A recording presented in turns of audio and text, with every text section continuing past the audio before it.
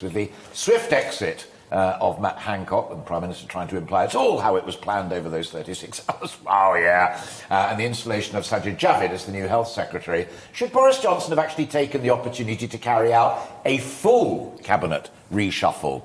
Well, Darren and I talked about it with Neil on Saturday. And now, lo and behold, the former Tory leader William Hague has written in The Times that Boris Johnson missed an open goal to freshen up his top team following the exit of Mr. Hancock. As I say, Darren McCaffrey is with us now.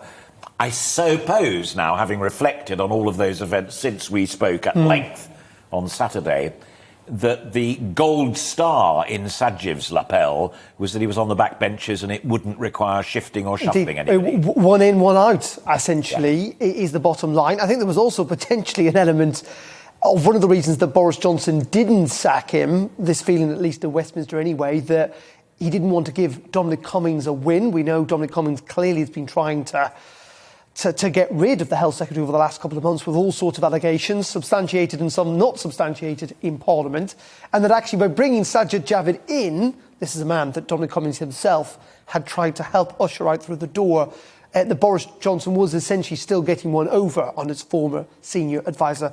Frankly, sometimes that is how politics works.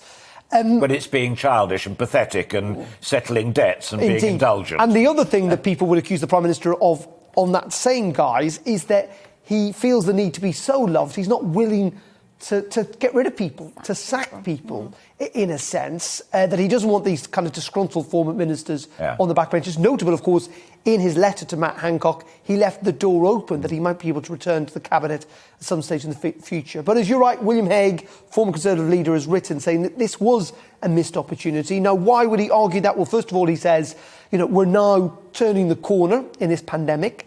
This government is all about building back better. And actually, you could do with refreshing the Cabinet to try and help do that. I mean, you can't move people around too often because you lose any sense of kind of expertise. I mean, we've had, I think, 6 housing ministers in the last 7 years. That's not going to help, the housing kind of crisis we've got in this country. I think also there is a sense that, you need to have a reshuffle to kind of keep people on their toes.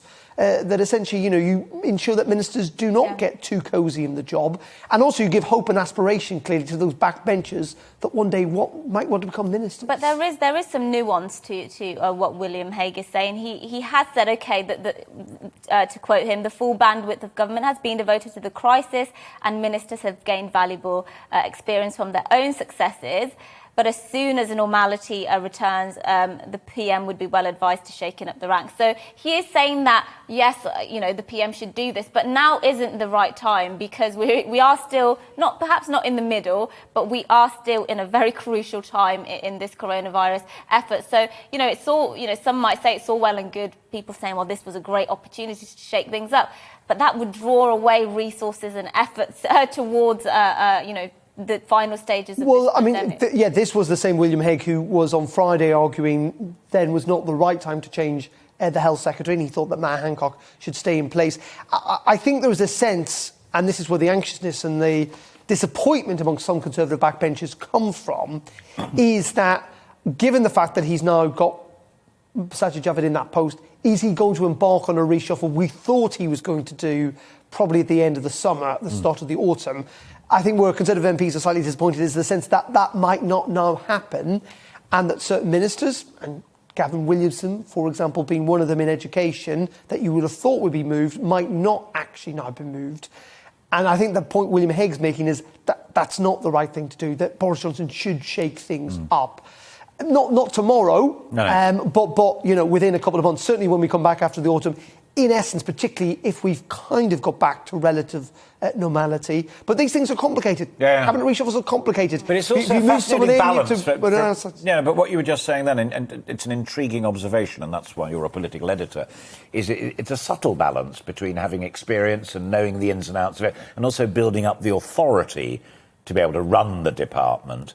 But on the other hand, once we come out of coronavirus, then there are issues like Northern Ireland, like education, like the reform of health. Forget coronavirus, but the actual reform of health. Huge range of stuff that's not been touched, to all intents and purposes, for a year and a half. No, indeed. And also, we've kind of forgot that, Build Back Better in the context of Brexit as well. The whole idea of Brexit is, this is all about kind of global Britain, making the most of not being inside the EU. Clearly, we've not been doing that for the last 6, 7, 8 months because we've been focused on the pandemic. But there's a real opportunity here, in a sense, for the government. And having the right team in place is really important. But as I say, it's complicated because clearly when you move ministers onto the backbenches, famously, for example, when George Osborne was kicked out by Theresa May, having disgruntled senior cabinet ministers, even Theresa May is a bit of a thorn in the side for Boris Johnson from time to time, it does make it uncomfortable for the government sometimes. But at the same time, if kind of junior MPs and the 2019 intake are pretty rebellious in all of this, if they don't feel there's a greasy pole to climb or a ladder, they get disgruntled too. And you need to offer some, kind of breadcrumbs of hope every so often. And as I said, the disappointment with Conservatives at the moment is this sense that, this was an opportunity to try and shake things up. And if it wasn't taken now, will it be taken in the autumn? Sure. Or will this kind of just drag on? Wise old William. Great Indeed. to talk to you always. Thank you very much indeed.